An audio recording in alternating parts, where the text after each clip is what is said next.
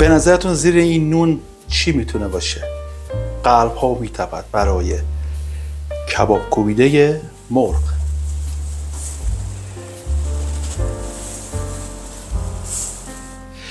اگه میخوای یک کباب کوبیده مرغ درست بکنی که رقیب سرسخت کباب کوبیده گوشته، تا آخر این ویدیو همراه من باش تا بتونی یک کباب کوبیده به همین لطافت و با اجازهتون عین پنبه. فقط 6-7 دقیقه وقت بذار تا آخر ویدیو همراه من باش تا این کباب لذیذ رو بهت یاد بدم تو خونه درست کنی.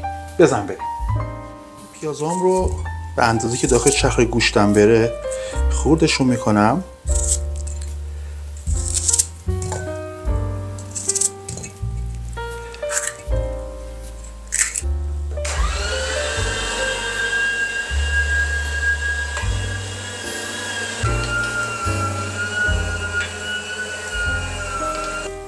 حالا میام از یه توری از یه صافی استفاده میکنیم تا آبش رو بگیریم.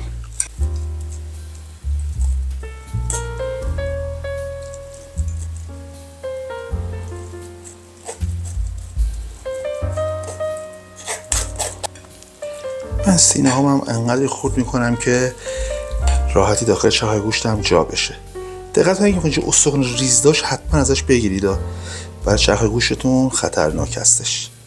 بهترین ترکیب برای کباب کوبیده مرغ ترکیب ران و سینه هستش که به این مقدار یک کمی هم دنبه اضافه میکنیم.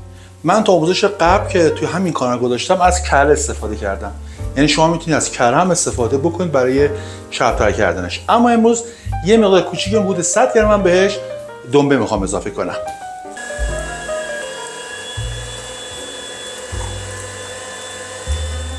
حالا مخصوص سبزیجات و پیازمون هم بهش اضافه میکنیم. یه قاشق چای خوری نمک، نصف قاشق چای خوری بهش فلفل قرمز میزنم. فلفل بستگی به میزانش به خودتون داره، کم و زیادش دیگه با خودتون. نصف قاشق چای خوری هم بهش پودر تخم گشنیز اضافه میکنم، عطرش رو خوب میکنم.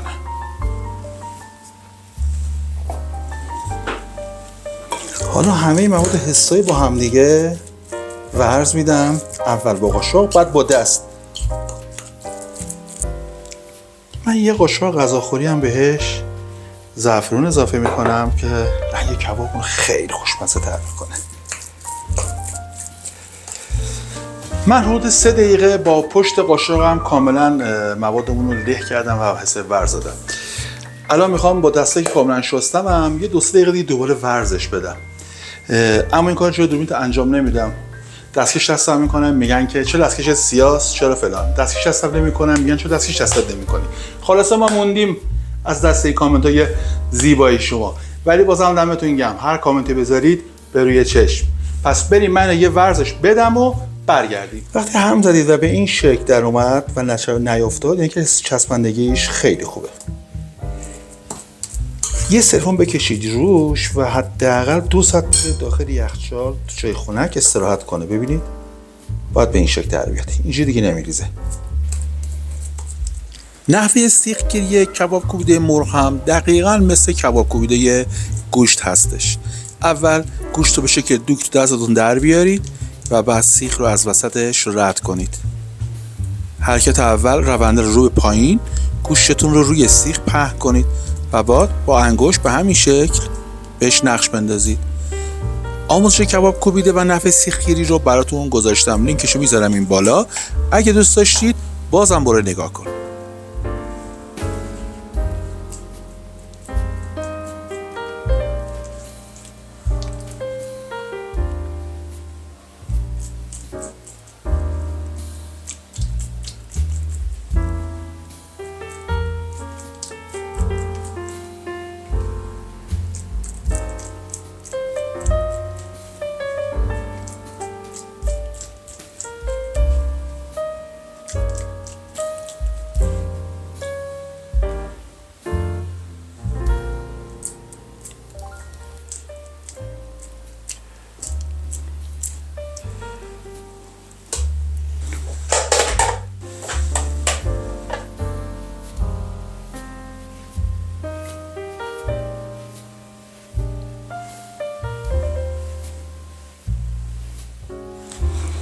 حالا وقتی که زغالتون آماده شد و قرمز شد، کباب کویده های مرغتون رو بذارید روی زغال.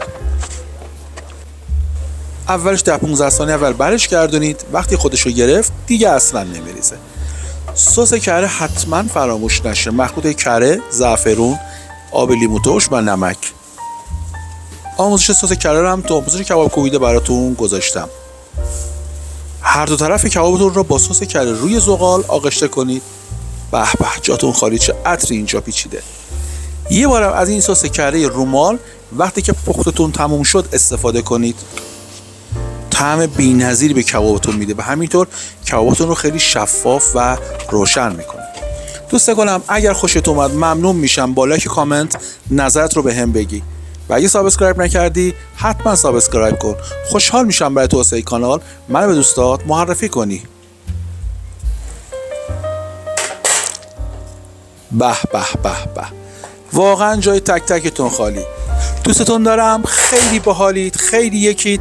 تا آموزش بعد، خدا نگهدار.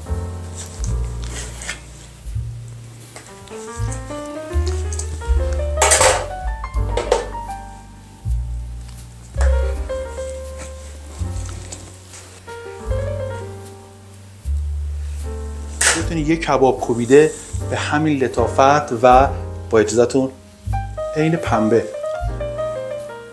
اوه